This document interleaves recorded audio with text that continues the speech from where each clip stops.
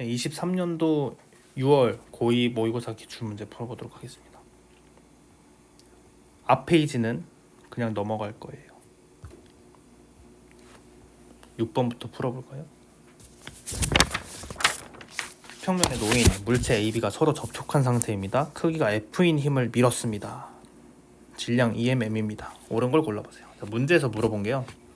가속도 물어봤고 R자임 물어봤고 그리고 A가 B에 작용하는 이런 내력을 물어봤잖아요. 그럴 때는 애초에 풀 때 이걸 덩어리로 잡아가지고 F는 MA를 풀지 말고 애초부터 그 내력 신경 써가지고 운동 방정식 풀면 기억 니은 디귿 풀 때 좋아요. 힘 표시를 먼저 해볼까요? 자, B한테 작용하는 힘 뭐 있어요? B만 딱 이렇게 보면 B한테는 A가 밀고 있는 힘이 있죠? 자, 접촉해 있는 힘이니까 수직항력 N이라고 쓸 거예요. 자, 까먹기 전에 자, 다시 이거 차근차근 하자. 자, 이 힘은 A가 B를 미는 힘이고 N이라고 할 거예요. 동시에 바로 여러분이 까먹기 전에 뭘 해놓냐면 반작용력으로 B가 A한테 가하는 힘을 바로 체크를 해버리세요. 그래도 N으로 갔겠죠. 자, 그래서 그럼 이제 A한테 작용하는 힘은 뭐가 있냐면 이 F랑 수직항력 N이 있다고 보면 되겠습니다. 자, 그러면 그리고 나서 뉴턴 방정식을 세워줘요. A한테 작용하는 자, 힘 방정식 F는 MA 쓰겠습니다. 오른쪽 방향으로 F, 그 다음에 왼쪽 방향으로 수직항력 해가지고 얘가 A의 질량 MA, 그 다음에 B한테 적용하는 R자임 수직항력밖에 없네요. 이퀄 B의 질량 M, 가속도 A. 이렇게 두 개 적고 그 다음 뭐 하기로 했었어요? 위아래 더하기로 했었어요. 그러면 왼쪽 항에는 F만 남고 오른쪽 항에는 3MA가 남네요. 그럼 이렇게 하면 여러분이 좋아하는 풀이 덩어리로 봤을 때 3MA가 F랑 같다가 이렇게 나오긴 해요. 두 줄 그냥 쓰는 거예요. 이렇게 쓰면 기억 니은 디귿 나중에 풀 때 안 헷갈리는 것도 있고. 자, 이렇게 하고 이제 해석을 해보도록 할게요. 숫자 뭐 적을 거 없고 여기서 알 수 있는 거 가속도는 3m분의 F입니다. 그리고 이 A랑 B는 같은 궤로 움직이기 때문에 같은 가속도를 공유합니다. 가속도의 크기는 3m분의 F로서 A와 B가 같습니다. 니은 A에 적용하는 R자 힘의 크기, 얘 R자 힘의 크기 얘는 뭐랑 같아요? EMA랑 같아요. 자, 그러면 이렇게 쓰면 되겠네. A에 작용하는 R자 힘은 FA인데 얘가 EMA고요. B에 작용하는 R자 힘은 MA잖아요. 그런데 A가 같아요. 질량만 달라요. 그러니까 이제 R자 힘은 A가 더 크겠죠. 근데 뭔가 이 문장이 그럴싸하긴 한데 각각 물체에 작용하는 R자 힘을 비교를 하면 이렇게 다르기 때문에 질량이 같지 않은 이상 다르기 때문에 이유는 틀린 문장이 되겠습니다. 디귿 A가 B에 적용하는 힘의 크기 어딨어? 요거 A가 B에 적용하는 힘의 크기, 요거 A가 B에 적용하는 힘의 크기 수직항력을 물어봤어요. 그러면 MA를 구하라는 뜻이죠. 여기 있죠. 그러면 질량은 M인데 가속도가 3m분의 F가 나왔으니까 3분의 F가 나오겠습니다. 그래서 디귿은 틀려서 6번 문제의 답은 1번이 되겠어요. 가속도 법칙 문제였어요. 7번 1차 지필이랑 겹치니까 넘어가. 8번 운동량 보존 법칙 문제니까 공식에 숫자 잘 대입해서 잘 풀고 넘어가. 9번 뭔가 어렵게 보이네요. 작용 반작용 문제고요. 저울이 있는 문제예요. 자, 그림가는 물체 A가 빗면과 나란한 실로 저울 위에 놓인 물체입니다. 실로 B를 연결해 놨습니다. 저울에 측정 여기 나왔네. 저울에 측정된 저울에 측정하는 힘의 크기는 뭐라고 했었어요? 중요하죠? 저울이 측정하는 힘이 뭐냐라고 했을 때 우리는 바로 이렇게 튀어나와야 됩니다. 수직항력을 측정합니다. 저울이 측정하는 힘은 수직항력입니다 라고 외우세요. 이건 진짜 물리 풀 때도 그렇고 내가 자꾸 대학교 때 얘기를 하는데 대학교 가면 안 헷갈려. 이렇게 물리 원 때 이렇게 잡아놓으면 저울이 측정하는 힘의 크기는 수직항력의 크기예요. 그렇게 알아두면 돼요. 그게 2N입니다. 즉 이 B 상황에서 이 B한테 작용하는 R자임을 우리가 체크를 할 수가 있는데 그때 수직 강력이 2N이다 라고 한다는 거. 그 다음에 A의 질량은 2kg입니다. 나는 가에서 또 C를 끊었습니다. A가 가속도 4m/s 제곱으로 이번에 움직인대. B는 정지해 있다. 이에 대한 설명으로 옳은 것을. 차근차근 봅시다. 일단 각각 작용하고 있는 힘을 체크를 해볼까요? A한테 작용하는 힘 뭐 있어요? 실이 뒤로 이제 작용하는 힘이 있고요. 그 다음에 A는 지금 정지해 있죠? 그럼 장력과 같은 크기로 여기 내려막길로 이제 작용하는 힘이 있을 건데 이 힘은 뭐냐면 사실 중력의 일부분이죠. 중력의 일부분이죠. 그러겠죠. 원래는 이 A에 작용하는 중력이 있는데 이 중력의 일부가 지금 이제 내려막길에서 아랫방향으로 잡아당기고 있고요. 그 힘의 크기가 장력과 같아서 여기서 힘의 평형이 이루어져 가지고 A가 운동 상태가 정지해 있다. 이렇게 이제 보면 되겠습니다. 오케이. 자, 그다음에 또 이제 해석 문제니까 이 중력의 일부라고 하는 이 힘의 크기는 어떻게 작용할 수 있냐면 MA잖아요. 그래. MA 일단 이렇게 쓸게요. 그럼 이 가속도가 얼마가 될까를 생각을 해보면 그게 이제 나의 힌트가 있는데요. A가요. 원래는 뒤에 이렇게 끈으로 연결돼 있었잖아요. 근데 이게 끊어졌잖아요. 그리고 A가 가속도가 몇이라고 했어요? 4라고 했잖아요. 그럼 이 가속도는 어디서 나온 거냐라고 생각을 해보면 이렇게 생각을 해볼까요? A를요. 자유낙하 시켰다고 생각해보세요. 그럼 이때 A한테 작용하고 있는 가속도가 뭐예요? 중력 가속도 G 아니겠어요? 근데 지금 A가 이렇게 떨어지고 있는데 이 A 지금 나 상황은 뭐냐면 이 A한테요. 여기에 빗면을 싹 이렇게 댄 거예요. 그럼 A는 원래는 중력 가속도 받아서 그 가속도로 떨어지고 있는데 이 빗면 때문에 이 방향으로만 이제 가속하게 되는 거야. 그럼 이 가속도는 어디서 나오는 거냐면 일종의 중력 가속도의 일부라는 뜻이 되겠죠. G'이라고 합시다. 중력 가속도의 일부니까. 그리고 이 중력 가속도의 일부는 갑자기 튀어나온 게 아니고 이 빗면에 있기 때문에 나오는 거기 때문에 여기 이 정지하고 있었던 이 상황에서도 이 가속도가 뭐랑 똑같다는 거냐면 나에 있었던 중력 가속도의 일부랑 똑같다는 뜻이 돼요. 이렇게. 이걸 좀 잘 받아들여야 돼. 여기 있는 4m/s 제곱이 그냥 누가 뒤에서 밀고 있는 게 아니잖아요. 지구가 끌어당기는 힘의 일부잖아요. 그리고 같은 빗면에서 작용하고 있는 중력 가속도이기 때문에 그 중력 가속도는 이 A가 정지하고 있는 이 상황에서도 작용하고 있는 중력의 일부라고 보면 되겠습니다. 오케이. 그러면 이때도 가에서도 작용하고 있는 A의 이 내려막길 앞방향의 힘은 뭐가 되냐면 A의 질량 2의 중력 가속도 G' 여기서 구했던 4가 돼서 2, 4, 8이 되겠어요. 그러면 이 앞에서 잡아당기고 있는 이 중력의 일부, 이 8이 뭐랑 힘의 평형을 이루냐면 뒤에서 잡아당기고 있는 이 T랑 힘의 평형을 이루고 있죠. 자, 그리고 이 실은 B를 잇고 있는 이 실은 A를 잇고 있는 실과 같은 실이고 이 실의 질량이 무시되고 있기 때문에 장력도 모든 포인트에서 같아요. 그래서 B에서 작용하고 있는 이 끈이 B를 위로 잡아당기고 있는 이 힘도 8이 되겠습니다. B에 작용하고 있는 힘 표시해 볼까요? 저울이 받치고 있는 이 수직항력이 있겠고요. 그리고 지구가 당기고 있는 중력이 있겠죠. 그럼 보세요. 또 우리 여기서 알 수 있는 거, 이 수직항력이 뭘까요? 아까 뭐라고 했어?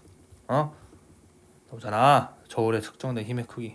얘가 수직항력이라니까요. 근데 그게 몇 뉴턴? 2뉴턴. 수직항력이 2입니다. 그런데 보세요. B가 움직여요, 정지해 있어요? 정지해 있어요. 즉 윗방향으로 있는 힘 두 개의 크기랑 아랫방향으로 작용하고 있는 이 무게의 크기가 같다는 뜻이니까 이 8이랑 2를 더한 값이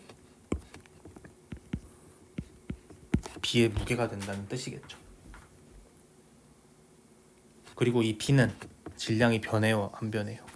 안 변해요. 그래서 나 상황에서도 B의 무게는 똑같이 10이 되겠죠. 그런데 이 B는 움직여요, 안 움직여요? 안 움직여요. 왜 안 움직여요? 위로 수직항력이 있잖아요. 장력 있어요, 없어요? 없어요. 뭔가 여기 뭐 팽팽하게 있는 것 같은데 여러분 장력은 뜻이 뭐라고 했어요? 얘가 텐션이거든요. 텐셔널 포스인가 이제 이렇게 쓰는데 텐션이야. 탄탄하게 끌어당기는 게 있어야 되는데 그 탄탄하게 끌어당겼던 A가 끊어졌기 때문에 장력이 뭔가 여기 실이 매달려 있는 것처럼 보여도 텐션이 없기 때문에 장력이 없습니다. 그래서 오직 수직항력만 있어요. 그러면 이 나에서 이 수직항력은 뭐랑 똑같게 되냐면 무게랑 똑같게 되겠죠. 힘 평형이 돼야 되니까. 그럼 이게 무슨 뜻이냐면 저울은 측정하는 힘의 크기가 수직항력이라고 했기 때문에 여기 눈금에는 뭐가 뜨겠어요? 10이 뜨겠죠. 요거 이 수직항력에서 와가지고 그렇게 해석할 수 있겠습니다. 이렇게 3분 안에 끝내야 돼요. 이렇게 분석 끝내고 기억 연디고 푸는 거예요. 가에서 실이 A를 잡아당기는 힘의 크기 8. 니은 가에서 저울이 B를 떠받치는 힘의 크기와 지구가 B를 당기는 힘의 크기는 같다. 힘 평형 물어보는 문제인데요. 가에서 이제 B한테 적용하고 있는 힘 평형 공식을 좀 써보면 자 장력 더하기 수직항력이 무게랑 같잖아요. 근데 이 문제에서는 뭐만 비교시켰어요? 저울이 B를 떠받치는 힘 수직항력이랑 무게랑 비교했고 텐션 장력은 비교를 안 했으니까 니은은 틀렸습니다. 디귿 나에서 저울에 측정된 힘의 크기 저울이 측정하는 거 뭐라고? 수직항력이라고 10이다 맞다. 그래서 9번의 답은 기억 디귿이 되겠습니다.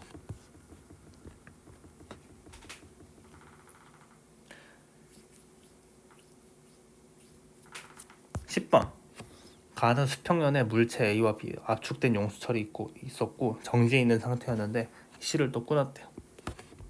그럼 얘가 운동을 하겠죠. 각각 다른 벽에 충돌했습니다. 나는 A, B가 벽에 충돌하고 있는 상황을 각각 이제 그래프로 나타낸 거예요. 벽과의 충돌 시간은 A가 B보다 작다. A, B의 질량은 각각 MA, MB이고 자, 벽에 충돌하는 동안 벽으로부터 받은 평균 힘의 크기 A, B입니다. 비교해 보세요. 됐어요. 자 보세요. 그럼 이 그래프를 먼저 좀 뭔가 어렵게 보이는데 하나씩 보면 이 나라고 하는 그래프는 각각 A랑 B가 벽에 충돌하고 있을 때의 상황이에요. 자 그러면 A의 이 처음 속도 마이너스 V0라는 뜻은 A가 이렇게 표현을 할까? A의 처음 속도 왼쪽으로 가고 있었잖아요. 이게 마이너스 V0였고 그 다음에 벽과 충돌한 이후로는 오른쪽으로 튕겼겠죠? 그게 플러스 V0가 됐다는 뜻이에요. 또 이렇게 그림으로 표현하니까 그렇게 어렵지 않네요. B를 보니까요. B는 이제 벽이랑 충돌하기 전에는 오른쪽으로 운동하고 있었으니까 그때 B의 속도는 2V0라고 나와 있고요. 그리고 B가 벽과 충돌한 이후에 왼쪽으로 튕겨서 나왔나 보죠. 그러면 B의 그때 나중 속도는 마이너스 2V0라고 그래프에 나와 있네요. 여기 이렇게. 자, 그 다음에 이걸 우리가 어떻게 해석할 거냐면 자, 가봐라. 여기에서 우리가 뭘 단에서 이제 볼 수 있냐면 모든 마찰이 무시된대요. 그러니까 이제 관성의 법칙이 쓸 수 있다는 말인데 A가 여기까지 쭉 왔었을 때 속도가 이제 V0였잖아요. 속력이. 그럼 얘가 마찰이 없으니까 여기 스프링 자, 실 끊어지고 나서도 여기서 속력이 몇이라는 뜻이에요? V0였다는 뜻이에요. B도 마찬가지예요. 여기 끝부분에서 속력이 2V0였는데 그 말은 무슨 말이냐면 여기 쭉 왔을 때 마찰이 없었다는 뜻이니까 실 끊어지고 바로 그 이후에 속력이 2V0라는 뜻이에요. 그럼 이제 나왔죠. 자, A와 B 맨 처음에 여기 영역만 우리가 좀 집중을 해본다면 원래 AB는 실 끊기 전에 정지해 있었어요. 그리고 모든 마찰, 공기 저항 무시한다고 했기 때문에 이 개에 작용하고 있는 외력이 있어요, 없어요? 외력이 없어요. 따라서 우리는 이 가에서 이 실 끊는 상황에서 운동량 보존 법칙을 쓸 거예요. 그래서 운동량 보존 법칙을 써요. 자, 여기 안에서 처음 운동량은 어때요? 둘 다 정지해 있었어요. 그러니까 이렇게 쓸 거야. A랑 B의 저기서 처음 운동 에너지랑 스프링 이제 실 끊고 스프링 때문에 띠용 해가지고 A랑 B가 이제 속도를 이제 갖게 돼서 운동량이 이렇게 나왔는데 A랑 B의 처음 운동량은 처음에 정지해 있었잖아요. 그러니까 총 운동량은 0이었고요. 그 다음에 A의 나중 운동 여기 안에서 이제 나중 운동량 생각해 보면 A의 질량 나왔나? 아, 우리가 비교해야 되는 거지. 자, A의 질량 MA고 그때 속도가 뭐라고 했어요? 아까 마이너스 V0라고 했죠. 그 다음에 B의 질량 MB 있고 B의 속도는 2V0입니다.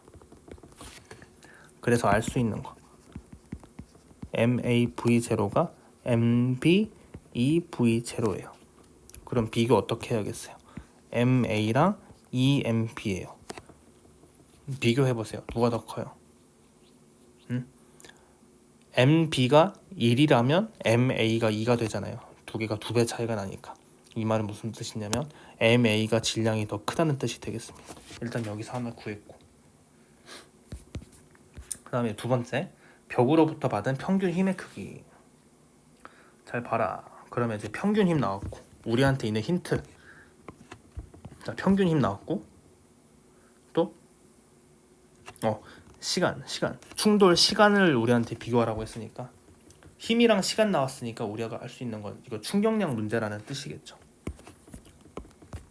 그럼 봐, 충격량은 뭐랑 똑같아? 응?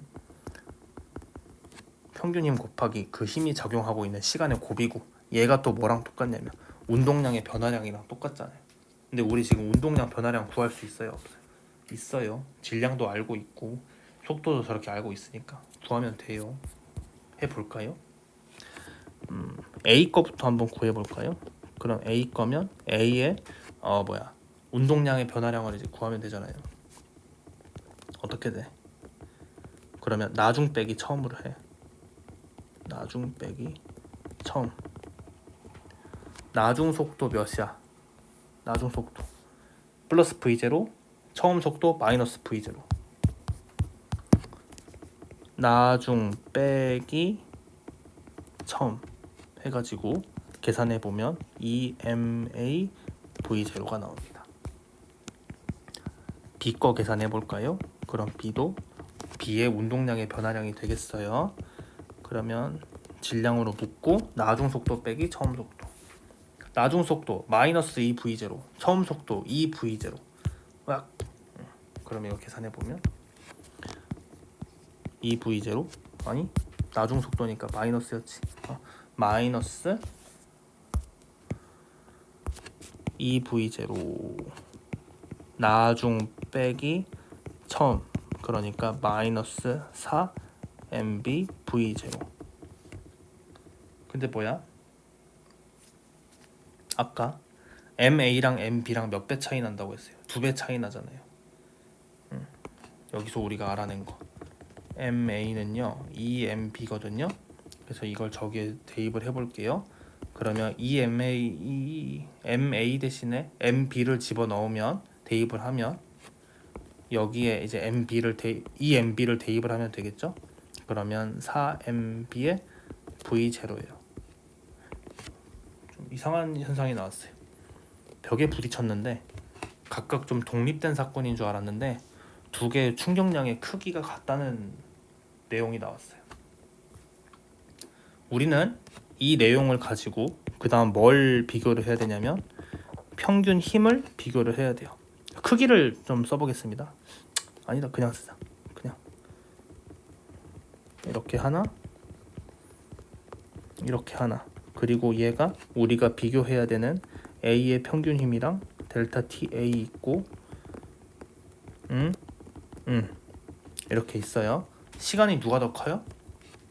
시간은 A가 B보다 작다. 그러니까 이 말이야. 지금 이거 크기만 비교를 하면 이거 두 개가 지금 같다는 거예요. 근데 보세요. 같은데 이 값이 작아. 그럼 F는 어때야겠어? A가 더 커야겠지. 그러니까 F 더하기 T가 두 개가 같은데 A 입장에서는 델타 T가 더 작잖아요. 그러니까 뭐가 더 크다는 뜻이겠어요? 힘이 더 크다는 뜻이겠죠. 그래서 평균 힘 비교를 하면 A가 더 크겠습니다. 짠, 이렇게 해가지고 자 3점짜리 10번 문제 답은 1번이 되겠습니다.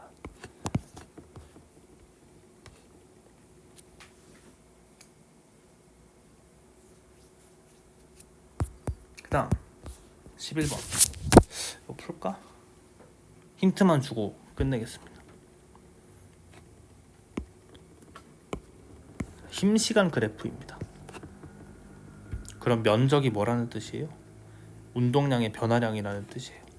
아니지, 먼저 아니야, 이거 먼저 하기 전에 힘 시간 그래프에서 면적은 충격량입니다. 충격량은 뭐랑 같냐면 델타 P랑 같습니다. 그러니까 뭐 하라는 뜻이에요? 나중 빼기 처음 하라는 뜻이에요. 우리가 구해야 되는 건 나중 속도예요. 얘를 구해야 돼요. 그럼 우리가 질량이랑 속도 알고 있냐 그 말이에요. 처음 속도, 자 질량 2km 알고 있고 처음 속도 3 알고 있으니까 각각 m이랑 v 대입하고 여기 있는 이 i는 이 면적 사각형 하나랑 삼각형 하나 해가지고 면적 구한 다음에 v''에 대해서 방정식을 풀면 되겠네요. 11번 이렇게 풀어보세요. 12번 그림 가는 수평면에서 속력 V로 등속도 운동하는 물체 A가 있는데 운동 방향으로 힘을 받는 구간 P가 있었습니다. 그래서 정지에 있는 B랑 충돌했습니다. 그리고 나서 한 덩어리가 됐대요. 그림 나는 뭘 나타내는 거냐면 자 A랑 B가 충돌할 때 상황을 나에서 나타냈대요. A가 B로부터 받은 힘의 크기를 시간에 따라 나타냈습니다. 면적은 6mV가 나왔습니다. 즉 힘 시간 그래프에서 면적이 6mV가 나왔으니까 이 면적 즉 I 충격량이 6mV라는 뜻이겠죠. 그리고 질량도 구해줬어요. P에서 여기 구간 P에서 A가 받은 충격량의 크기를 구해봐라. 이 구간 P에서 딱히 A랑 부딪힌 건 없는데 근데 대신 여기에서 힘을 받았잖아요. 충격력을 받았는데요. 그 받은 힘을 이용하라는 건가? 근데 뭔가 이제 시간에 대한 정보가 없으니까 여기서 델타 P를 이제 하라는 뜻이겠어요. 그렇게 유추해 볼 수 있겠네요. 차근차근 해봅시다. 먼저 뭐부터 하냐면 A랑 B랑 여기서 부딪혔잖아요. 정지한 B랑 부딪혔고 한 덩어리가 돼서 움직였다고 했는데 이때 충돌한 상황에서 이 충격량에 대한 데이터가 있으니까 저걸 한번 활용해 보도록 할 거예요. 뭐부터 할까? 일단 이 그래프는 이렇게 해볼까? 차근차근 해보면 구간 P 지나기 전에 A의 속도가 V였어요. 그리고 A가 구간 P 지나고 나서의 속도를 V'이라고 하겠습니다. 이걸 좀 따로 생각을 해볼게요. A의 이때 속도가 V'이고 그리고 이때 B의 속도는 이제 정지해 있으니까 0이고 그 다음에 나중 이 A랑 B가 합쳐졌을 때 속도를 V라고 할게요. 그럼 이제 이 충돌하고 있는 상황에서요. 이때 공기 저항이랑 마찰이 무시된다고 했으니까 이 A랑 B로 이루어진 이 개의 외력이 없으니까 이 상황에서 운동량 보전 법칙을 쓰도록 할 거예요. 그러면 처음 운동량 일단 그래가지고 이 대문자 V를 한번 구해보자. 자, 첫 번째 운동량 보전 법칙 저렇게 여기 상황에서 A랑 B의 운동량 보전 법칙을 써보도록 하겠습니다. 그러면 이렇게 쓰면 되겠죠? 처음 A의 운동량, 그 다음에 처음 B의 운동량이 어떻게 돼? 나중에 얘네들끼리 합쳐진 다음에 이 운동량 이렇게 써주면 되겠어요. 자, 그러면 A의 저때 당시에 이제 운동량 같은 경우에는 A의 질량 나왔었나? 나왔네. M. 그 다음에 A의 속도 V. 저때는 이제 V'. 그 다음에 B는 정지해 있으니까 속도 0. MA는 M이고 MB는 3M이니까 저때 덩어리의 질량은 4M. 그리고 이제 V 이렇게 할 수 있겠어요. 그렇죠? 그럼 여기서 일단 구할 수 있는 게 저 대문자 V는 4분의 V'이라는 걸 알 수 있겠습니다. 뭔가 정보가 부족하네요. 그러면 저 V를 우리가 알기 위해서 이 6MV를 좀 써야 될 것 같아요. 한번 써보죠. 근데 이 6MV는 뭐래요? A랑 B가 충돌할 때 A가 B로부터 받은 힘의 크기래요. 즉 A가 B로부터 받은 힘은 왼쪽 방향이잖아요. 마이너스 방향이잖아요. 그러니까 힘이 마이너스고 여기에 델타 T 곱한 게 충격량이니까 지금 A가 받은 충격량은 음수라는 뜻이거든요. 받은 힘이 이제 마이너스니까. 그래서 이때 A 거로 쓰려면 6MV가 아니고 애초부터 여기서 한 게 지금 크기잖아요. 찝찝한 게. 그러니까 여기서 이게 무슨 말이냐면 내가 이 그래프에서 준 6MV는 플러스인지 마이너스인지 너희가 알아서 이제 판단해야 된다는 뜻이. 힘의 크기니까. 근데 지금 봐. A가 B로부터 받은 힘의 크기는 A가 B로부터 받은 건 마이너스 충격량이니까 A 걸로 하려면 여기를 마이너스 6MV로 하고 계산을 해야 된다는 뜻이에요. 근데 그러지 말고 만약 이제 B 걸 쓴다면, 왜냐면 A 거를 쓰면 이 대문자 V도 있고 이 V 프라임도 있고 싹 둘 다 이제 미지수니까 풀기 어려운데, 대신 B는 처음에 이렇게 정지해 있다는 조건이 있죠. 그리고 나중에 속도 이제 V라고 하는 특징이 있고, B 거를 한번 이용을 해볼게요. 그리고 A가 B로부터 받은 충격량이랑 B가 A로부터 받은 충격량이 같잖아요. 그래서 그걸 이용을 해서 한번 풀어보도록 하겠습니다. 그래서 B가 받은 충격량의 크기를 우리가 계산을 해보도록 할게요. 그럼 B가 받은 충격량은 A가 받은 충격량의 크기랑 같으니까, 그리고 B는 A한테 힘을 플러스 방향으로 받았으니까, 그럼 6MV를 그대로 쓸 수 있겠네요. 6MV는 델타 PB, B의 질량은 아까 3M이라고 했었고 속도를 나중 빼기 처음으로 하면 되겠죠. 나중 빼기 처음. 그러면 대문자 V가 바로 나온다. 이 V로 바로 나오네요. 그러면 저절로 여기서 있었던 V'이 나오겠습니다. 따라서 V'은 4V니까 8V가 나온다라는 걸 알 수 있어요. 자, 됐어요. 그러면 여기서 이 V'이 8V가 나왔고요. 우리가 구해야 되는 건 이 구간 P 부분에서 A의 운동량을 변화시킨 이 충격량의 크기죠. 자, 그러면 저걸 풀어서 이 문제를 끝내보도록 할게요. A가 받은 저 충격량의 크기는 저 상황에서, 구간 P 상황에서 A의 충격량의 변화량이랑 똑같고, 그러면 이제 질량 곱하기 이제 델타 V를 하면 되니까 A의 질량은 M이고요. 나중 속도 빼기 처음 속도 V. 나중 속도 V'을 여기서 구했어요. 8V라고. 그래서 M 곱하기 8V 빼기 V를 하면 7MV가 나오네요. 그래서 12번의 답은 4번이 되겠습니다. 12번이었어요.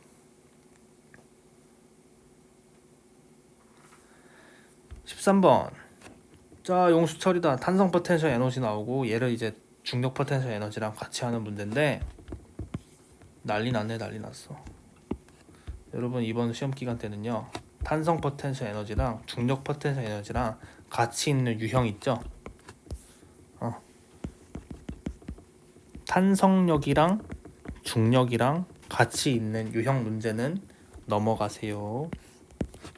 이번 시험에 안 낼게요. 이걸 내가 수업 시간 때 말해줄 수 있을까? 여러분이 질문하면 내가 아니 공부 안 해도 돼라고 내가 말해줄게. 나는 그리고 여기 이 수업에서 말했으니까, 여기 유튜브에서 말했으니까 시험 문제 안 내겠습니다. 이거 공부할 시간에 이거 어려운 케이스거든요. 이거 공부할 시간에 다른 거 더 중요한 거 하세요. 차라리 탄성 포텐셜 에너지 관련된 그것만 있는 더 어려운 문제를 공부하거나, 아니면 다른 차라리 연력학이나 특수상대성 이론 좀 어려운 거를 공부했으면 좋겠어. 이거는 내년에 하거나 대학교 가서 하세요. 이건 대학생들도 좀 어려워하는 문제예요. 이번 시험엔 안 낼게요. 14번. 이것도 좀 해주면 좋을 것 같은데 하자. 제기 찾습니다. 나는 제기가 V의 속력으로 P를 떠났어요. 어래? 근데 0.8V의 속력으로 같은 높이인데 여기서 이렇게 떨어졌대요.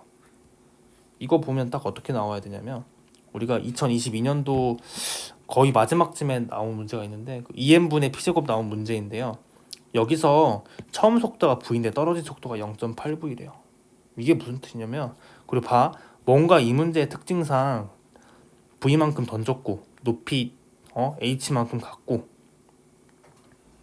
그 다음에 또 떨어져서 속도 나올까 하면 뭔가 이제 여기서 운동 에너지 2분의 1 mv 제곱하고 여기서 mgh 쓰고 해가지고 역학적 에너지 보존 법칙 쓰는 문제인 것 같잖아요. 역학적 에너지 보존 법칙 특 단이 있음. 근데 이건 단 없어. 공기 저항 있다 없다라는 말이 없어. 그래서 함부로 역학적 에너지 보존 법칙 쓰면 안 돼. 그걸 우리가 판단을 해봅시다. 예를 들어서 역학적 에너지 보존 법칙이 됐다면 얘가 V로 나갔다면 갔다가 다시 왔을 때 이 상태랑 역학적 에너지가 보존돼야 되니까 V로 떨어져야 되거든요. 근데 0.8V로 속력이 줄었어요. 그 말이 무슨 말이냐면 얘가 올라가고 떨어지는 동안 역학적 에너지의 일부가 공기 저항 때문에 밖으로 샜다는 뜻이에요. 그래서 이 문제의 특징 V로 출발했는데 0.8V로 떨어졌기 때문에 이 문제는 공기 저항이 있다. 그래서 외력이 있기 때문에 이 문제에서는 역학적 에너지 보존을 못 쓴다라는 특징이 있어요. 이 공기 저항 때문에 역학적 에너지의 일부가 새어나가요. 그런 특징이 있었어요. 자, 그 다음 차근차근 풀어봅시다. Q에서 작용하는 알짜임이 0이냐? Q가 뭔데? Q, 수평선 Q에 도달한 후 내려왔다. 즉, 이 Q가 최고점이 되겠죠. 최고점이 되겠습니다. 최고점에서는 속도가 0인 구간이라고 했어요. 즉, 이 지점이 속도가 0인데요. 이때 알짜 힘이 0이냐고 물어봤어요. 속도가 0이면 작용하고 있는 힘이 0일까요? 자, 이 제기에 작용하고 있는 힘 표시 한번 해볼까요? 이 제기한테 무슨 힘이 있어요? 막 위로 올라가는 힘이 있나요? 그럼 이 힘의 이름은 뭐예요? 없어요. 이 Q한테 작용하고 있는 Q 상황에서도 제기한테 작용하고 있는 힘은 오직 뭐밖에 없냐면 중력밖에 없어요.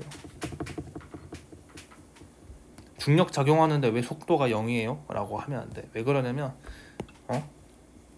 이 중력 때문에 얘가 원래 V가 있다가 중력 받아가지고 속도 점점 줄어들어가지고 0이 됐다가 그 다음에 다시 속도가 붙어서 밑으로 떨어지는 거거든요. 이거 구분해야 돼요. 알짜 힘이 0이라는 말은 중력에 반대되는 받치는 힘이 있어야 된다는 뜻인데 여기는 뭐 수직항력도 없잖아. 공기저항력 아니죠. 또 그래서 뭔가 속도가 0이니까 알짜 힘이 0인 것처럼 그럴싸하게 보이지만 아니라는 거. 그 다음에 니은 P에서 Q까지 올라가는 동안 중력 포텐셜 에너지는 증가합니까? 중력 포텐셜 에너지의 공식은 mg 곱하기 높이죠. 그럼 높이가 올라가나요? 찹찹찹찹찹 올라가니까 중력 포텐셜 에너지는 증가한다가 되겠네요. 그래서 니은은 맞고요. 디귿 Q에서 P까지 내려오는 동안 역학적 에너지는 감소하냐고 물어봤어요. 자, Q점에서 역학적 에너지가 있었겠죠. 여기 지점에서. 근데 쭉 내려오면서 어떻게 돼요? 공기 저항 때문에 좀 샌다고 했어요. 에너지가. 그래서 역학적 에너지가 감소되겠습니다. 보존되지 않습니다. 라는 내용. 그래서 니은 디귿이 답이 되겠어요.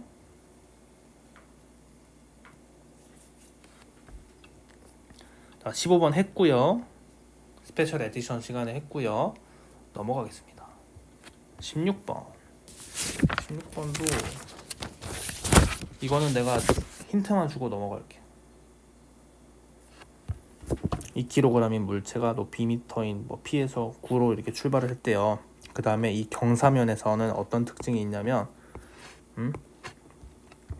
공기 저항이랑 마찰을 무시한다고 했기 때문에 자, 이 문제에서는 자, 이 멘트 때문에 뭘 우리가 알아낼 수 있냐면 역학적 에너지 보존 법칙 쓰라는 내용이구나 라고 우리가 알아낼 수 있겠어요. 그래서 가 상황에서 첫 번째, 여기 높이 2m인 구간에서 mgh 쓰고 2분의 1 m v 제곱 해가지고 역학적 에너지 만들기. 그 다음에 수평면에서 포텐셜 에너지 0이니까 여기서 2분의 1 m v 제곱 해가지고 그럼 여기서 이제 v가 나오게 됩니다. 여러분이 계산할 수 있어요. 그런데 벽과 충돌한 이후에 얘 속도가 이제 변했겠죠? 그리고 이 변한 속도로 위로 올라가겠죠? 그리고 여기서 역학적 에너지를 한 번 더 써요. 포텐셜 에너지 0, 2분의 1 m v 프라이 제곱.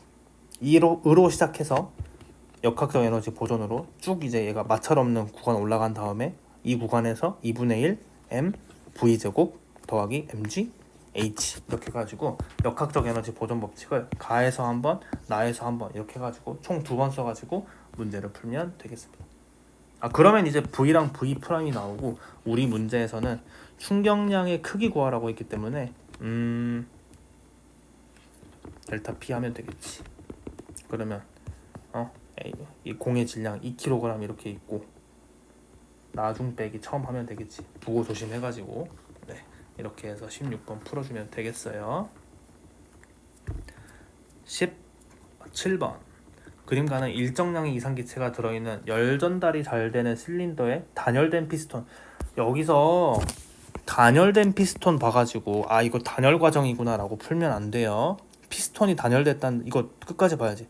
피스톤이 단열됐다는 뜻은 이 열이요 이 윗방향으로는 안 샌다는 뜻이에요. 근데 지금 실린더는 열 전달이 잘 되죠. 그러니까 단열 과정 아닙니다. 나는 가의 실린더를 물속에 이제 넣었어요. 그랬더니 피스톤이 서서히 올라갔다. 이 멘트를 조심하세요. 서서히 올라갔다는 뜻은 다른 말로 무슨 뜻이냐면 여기서 이게 암묵적으로 뭘 뜻하고 있냐면 서서히 올라간다. 피스톤이 등속으로 올라간다는 뜻이에요. 등속으로 올라간다는 뜻은 얘가 힘 평형을 이루면서 올라간다는 뜻입니다.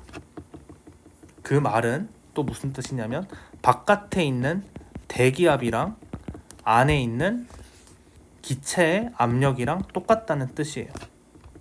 즉, 이 피스톤이 서서히 이렇게 올라간다는 거는 안에 있는 기체랑 밖에 있는 대기압이랑 항상 같다는 뜻이니까 이 서서히 올라갔다는 멘트가 있다면 얘는 거의 무슨 뜻이냐면 압력이 일정한 등압 과정이라는 뜻이 되겠어요. 참고로 등압 과정은 압력 부피 그래프가 어떻게 그려지냐면 압력이 일정해야 되니까 처음 지점이랑 나중 지점이랑 생각하면 이런 그래프가 그려지죠. 참고로 바로 저 문장으로 지금 여기까지 나오네요. 자, 됐습니다. 자, 실제로 여기서도 보면 바깥에 있는 대기압, 그 다음에 이제 공기가 바뀔 일이 없으니까요. 나에서도 윗부분이 이렇게 오픈돼 있죠. 그래서 안에 있는 기체 압력과 밖에 있는 대기압이 압력이 같습니다. 등압 과정이라는 거. 자, 됐고요. 서서히 올라갔대요. 피스톤이 올라갔다는 뜻이 무슨 뜻이에요? 안에 있는 기체 분자들이 막 더 운동 에너지가 커졌다는 말 아니겠어요? 운동 에너지가 더 커졌으니까 얘들이 더 운동을 해가지고 피스톤을 위로 밀었겠죠. 그 말은 무슨 말이에요? 운동 에너지가 커졌다는 뜻은 온도가 높아졌다는 뜻이 되겠죠. 이 말은 이렇게 직관적으로도 이해할 수 있고 압력 부피 그래프 그리면 또 알 수 있어요. 방금 이 문제는 지금 부피 커졌잖아요. 그러니까 이 그래프가 맞겠죠. 그리고 온도 그래프까지 그려주면 온도가 실제로 더 커졌다는 것도 알 수 있겠습니다. 그럼 이제 비교해 봅시다. 첫 번째가 가고 두 번째가 나예요. 기체의 온도는 나에서가 가에서보다 높냐? 예, 맞아요. 니은 가에서 나 과정에서 기체의 내부 에너지는 감소하냐고 물어봤어요. 온도가 높아지잖아요. 내부 에너지도 온도랑 비례하기 때문에 감소하는 게 아니고 증가한다가 되겠죠. 내부 에너지를 물어봤다는 건 온도를 물어봤다는 뜻이에요. 그래서 기억과 니은은 사실상 같은 문제예요. 디귿 가에서 나 과정에서 기체가 흡수한 열과 외부의 한 일이 같냐라고 물어봤어요. 디귿은 무슨 문제냐면 연력학 1법칙을 물어본 문제가 되겠죠. 열역학 1법칙. 흡수한 열은 기체 분자가 먹는 내부 에너지 변화량과 기체 분자가 하는 일과 같다. 그런데 지금 이 문제에서는 뭘 비교했냐면 흡수한 열과 외부의 한 일만 비교했지 내부 에너지 변화량 무시했잖아요. 그러니까 디귿은 틀렸습니다. 내부 에너지 변화량까지 고려를 해줬어야지. 그래서 답은 1번. 18번. 좀 스톱. 18번. 넘어가. 19번. 이거 올렸어요. 유튜브에. 스페셜 에디션 칸 올렸어요. 다음 20번 문제. 물체 AB가 실로 연결되어 있습니다. 등가속도 운동을 할 거예요. A가 마찰 구간을 이동하는 동안 마찰에 의해서 손실된 역학적 에너지. 이게 마찰이 나왔네. 그리고 손실된 역학적 에너지가 또 나왔네요. 그럼 이 문제는 역학적 에너지 보존 법칙으로 푸는 문제가 아니겠네요. 자, A의 운동 에너지 증가량은 E0입니다. B의 중력 포텐셜 에너지 감소량은 4E0입니다. A, B의 질량은 각각 MA랑 MB였을 때 MA분의 MB를 구해보래요. 공기저항 무시했고 실의 질량 무시하니까 뭐 장력 다 같을 거고 마찰 구간 외에 마찰은 무시한다. 그래, 해봐. 어떻게 풀지 이거? 이거는 내가 리허설을 안 했는데 라이브로 한번 풀어봐야지. 손실된 역학적 에너지. 얘도 마찬가지로 여러분들이 이제 다른 문제집 풀어보거나 뭐 모의고사 그 풀이 과정 보면 이런 거는 막 EK 막 EP 변화량 어떻게 해가지고 문장으로 해가지고 푸는 경우가 있어요. 그렇게 쉽게 푸는 경우가 있는데 일단 그런 풀이 과정까지 가기 전에 여러분들이 얘를 먼저 운동 에너지랑 포텐셜 에너지로 정석적으로 그 식을 한번 세워보고 그 다음에 그 정석 풀이가 되면 그 문제집이랑 모의고사에 있는 풀이 모의고사 어떻게 풀었지? 얘도 막 깔끔하게 풀었네. 막 말로 주저리 해가지고 일단 정석으로 한번 풀어보고 그 다음 단계 때 한번 그 지금 모의고사 풀이집 한번 풀이 참고해보세요. 일단 여기서는 내가 정석으로 한번 풀어볼게요. 이 문제에서는 A랑 B가 이제 존재를 하고 잠깐만 일단 이렇게 한번 해봐야겠다. 이 문제에서는 자 운동 에너지를 그냥 대문자 K라고 쓰고 포텐셜 에너지를 U라고 쓸게요. 그럼 이제 A의 운동 에너지는 KA 그 다음에 B의 운동 에너지 KB 이제 이렇게 쓸게요. 이 문제에서는 포텐셜 에너지는 UA, UB 이런 식으로 한번 쓰도록 하겠습니다. 자 먼저 처음 속도가 0이라는 말이 없네요. 오케이. 자 그러면 첫 번째 처음 역학적 에너지 마찰 구간 지나가기 바로 한 A가 여기 있었을 때 그러면 A의 운동 에너지 이렇게 있고 그 다음에 이렇게 할게. A의 포텐셜 에너지 있을 거고 역학적 에너지가 이제 보존이 되니까 그 다음에 B의 운동 에너지, B의 포텐셜 에너지 얘가 이제 처음 역학적 에너지가 되겠고요. 두 번째로 나중 역학적 에너지를 해보면 A의 나중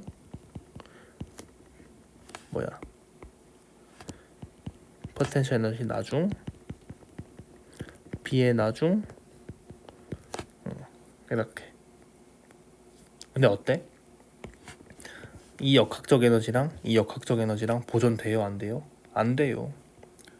얘가 있었는데 여기서 좀 깎인 게 얘랑 똑같게 되겠죠. 근데 그 깎인 에너지에 대한 정보가 있죠. E0라고 나왔죠. 그래서 그걸로 한번 식을 한번 만들어 볼게요. 자 처음에 있었던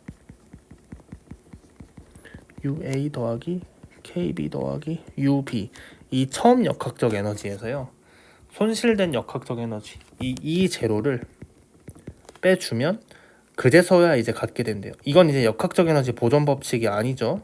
참고로 이렇게 된다는 거. 그 다음에 문제에 있는 상황을 좀 더 활용을 해보겠습니다. 운동 에너지의 증가량은 변화량이라고 똑같다고 했죠. 자 그런데 A의 운동 에너지의 증가량이니까 그러면 나중 빼기 처음 이 값이 이 제로다. 그 다음에 B의 중력 포텐셜 에너지. 자, 감소량 나왔습니다. 감소량을 마이너스 변화량이라고 했어요. 자, 그럼 봅시다. 저 문제에서 나온 것처럼 마이너스 변화량 나중 빼기 처음, 얘가 뭐라고 하는 뜻이냐면 감소량은 4, 2, 제로다. 이렇게. 그러면 저거를 활용해 가지고 세 번째에 썼던 저 식을 한번 응용을 한번 해볼게요. 저 꼴을 만들기 위해서 그러면 이 KA를 이항을 시켜. 여기 칸에 이항을 시켜. 그 다음에 UB 프라임 얘도 저 꼴에 맞게 이항을 시켜. 오케이. 그 다음에 하나 또 중요한 게 있네요. KA는 그 A의 포텐셜 에너지는 변화량이 없으니까 이항은 무시해도 되겠네요. 자, 그렇게 하고 한번 풀어보도록 할게요. KB는 그냥 남겠고, 그 다음에 A의 운동 에너지는 똑같이 이렇게 KA를 이항시켜가지고 이렇게 묶고, KB 프라임 안 변했고, 그 다음에 UB 프라임 빼기 UB가 이렇게 되겠네요. 자, 그러면 여기 있는 거 운동 에너지의 변화량이니까 얘는 아까 우리가 E 제로라고 썼고 더하기 KB 프라임 남아 있고 UB 프라임 빼기 UB 여기 있잖아. 그럼 얘는 마이너스 4, 2 제로가 되겠죠. 이렇게. 그럼 우리가 이걸 정리할 수 있겠네. 이거 일단 정리. 마이너스 3, 2 제로. 그럼 이 문장에서 이걸 나오게 돼요. KB를요 이항을 시키면 B의 운동 에너지의 변화량이 나오네요. 그리고 3, 2, 제로를 왼쪽으로 이항을 시켜서 마이너스 2 제로랑 계산을 해주면 2, 2 제로가 남겠습니다. 네? 끝났네. 왜 끝났냐면 우리가 A랑 B의 이제 질량 그거를 해줘야 되는데 그럼 이제 봐라. A의 그러니까 우리가 마지막으로 비교할 거 요거랑 요거를 비교를 해줄 거야. 7번째. A의 운동 에너지 변화량은 2분의 1 MA의 나중 속도 빼기 처음 속도 제곱이겠죠? 근데 얘가 뭐라고 했냐면 2 제로고요. 그 다음에 B의 운동 에너지의 변화량은 2분의 1 MP의 나중 속도 빼기 처음 속도가 되겠죠? 그게 방금 2 제로라고 나왔어요. 네, 여러분 여기 보세요. 왜 여기서 이 속도 빼기 속도 제곱을 같다고 하냐면 얘가 실로 묶여 있잖아요. 그래서 나중 속도랑 처음 속도가 같겠죠. 그럼 이제 남은 거. 자, 2분의 1이랑 이거 V제곱 2분의 1이랑 V제곱이 같아. 뭐만 달라? MA, MB만 달라. 근데 우리는 이 2제로랑 이 2제로가 있어. 그래서 얘가 2분의 1이랑 속도 제곱은 같은데 이 제로로 표현된 게 2배 차이가 난 이유는 질량 때문에 그렇다는 걸 알 수 있죠. 이거 쉽게 푸는 방법은 나눠 위에서 아래를. 그럼 이제 쉽게 보입니다. 이렇게 해버리면 이게 분수 형태로 이렇게 만들어 버리면요 공통된 2분의 1, 2분의 1, V제곱, V제곱이 다 날아가거든요. 그럼 MB분의 MA가 나오고 얘가 2, 2, 제로 얘를 이제 분수분의 분수로 이제 내버리니까 2, 2, 제로분의 2, 제로 2분의 1이 남아. 우리가 뭐 구해야 돼? MA분의 MB 구해야 되네요. 따라서 얘는 2가 되겠습니다. 짠! 그래서 20번의 답은 4번이 되겠어요. 이게 정석으로 푸는 내용이고 이 방법이 이제 마스터되면 다른 쉬운 풀이 한번 찾아서 한번 해보세요. 23년도 기출문제 풀이었습니다.